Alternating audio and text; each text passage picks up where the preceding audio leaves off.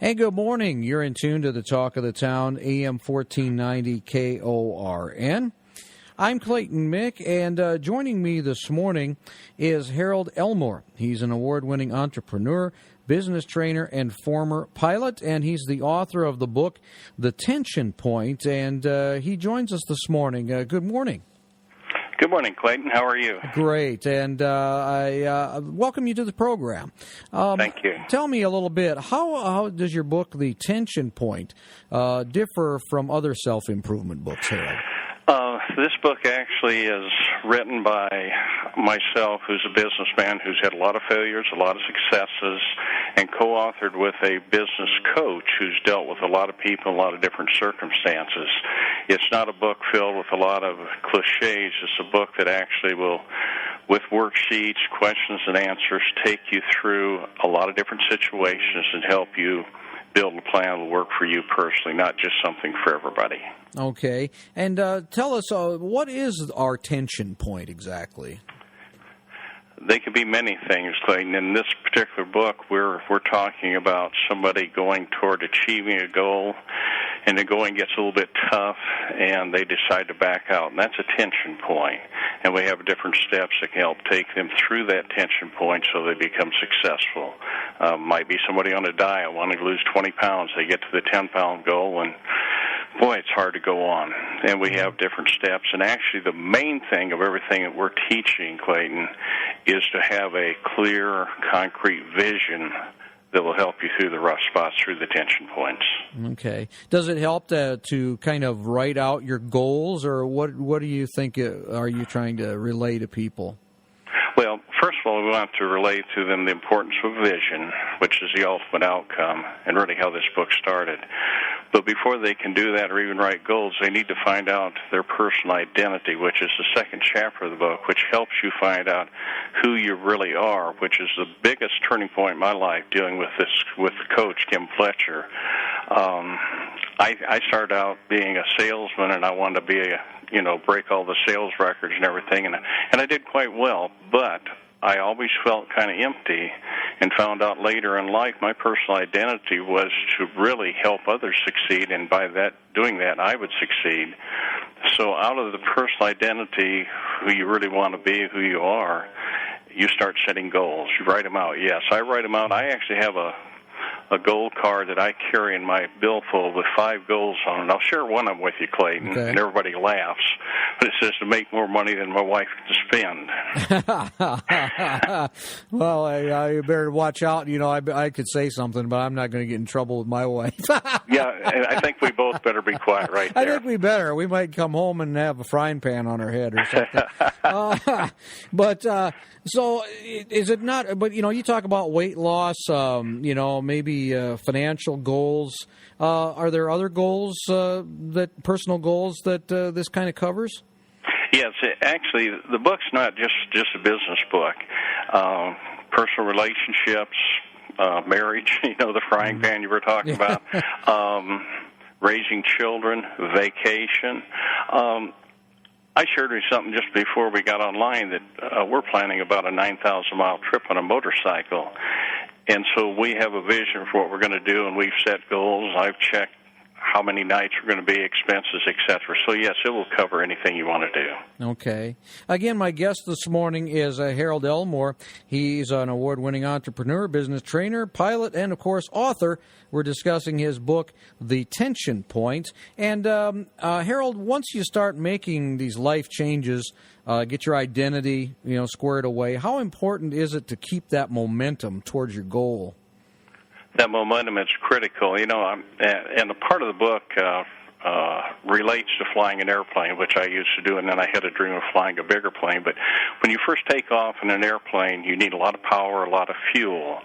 When you get up to cruising altitude, you need to keep the momentum, and it takes less power. And by having the proper vision, Clayton outlined, and I keep stressing that because that's critical. I had the wrong vision one time, but by having the proper vision, it creates passion, and passion is your momentum. And does that help you kind of avoid some distractions that come up in your life? Or how do you deal with, the things that will come up in your life that maybe will put you off track a little bit from your goals? Yeah, distractions are critical elements to deal with, and I try to eliminate most of them I can. One thing I do, I'm in a business right now, and I get a lot of phone calls, but I have a certain time that I return them. Otherwise, that'd be a major distraction. It might make me 10 hours to do 6 hours worth of work if I let the distraction. So when you're more focused, when you have a vision, you set out the time frame, what you're going to do. I have a schedule of what I'm going to do. So that helps me tremendously, and that's in the book. Okay. And is it necessary to have multiple plans working simultaneously at the same time? If you have separate visions, yes. That you might have a vision to... I've heard Zig Ziglar use this, your one vision might be to lose weight and the next is to eat 1 pound of ice cream a day. That won't work. So your visions, your multiple plans need to be congruent. They need to be aligned with each other. My wife and I have a tentative date every Friday night to get out and talk and do things and go to a movie, eat out. So, okay. And then I have other goals with work. So, yes, several plans. Okay. Is it true the greatest opportunity held by a visionary is the chance to lead others into a life of vision? Yes, tremendous. I have helped several of my team members now develop vision. Actually, we do some calls with Kim, with my team, to help them create their own personal vision. And that's exciting to see somebody get involved in a vision. I had one gentleman who was really doing well in my company, and he got involved in the vision thing and found out he was doing the wrong thing, and he quit and went his own way, and he's doing great, and I'm tickled to death for him. But yes, we help others become visionaries. Is it ever too late? I mean, you're never too old to pursue a dream or a goal, are you? I just set a new one this trip, and I'm 68. I don't think so. Colonel Sanders was 70 when he started out, so no. All right, there's hope for us all then. There's hope, and I really wish this book and what's published in it, I wished I'd have had it when I was 25.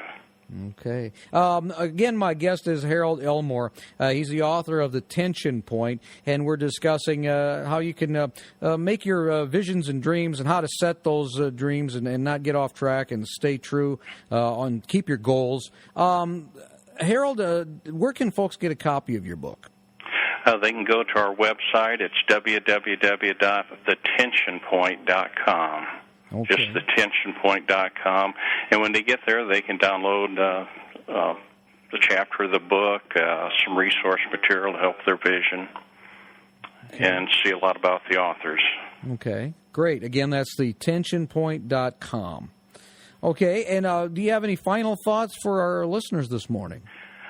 I do. The way this book started was in a coaching session, and it's where I had a dream of being asked to fly a 747, which I'd always wanted to because both pilots were incapacitated. I went forward, sat down. I made a decision to fly the airplane, not try. If you try to do something, Clayton, you won't make it probably. But at that point, I had a vision, a very strong vision. It created passion, created focus, create everything. That vision was a runway. I had 187 people on that plane I was responsible for, and the only thing that really mattered was getting that plane down safely.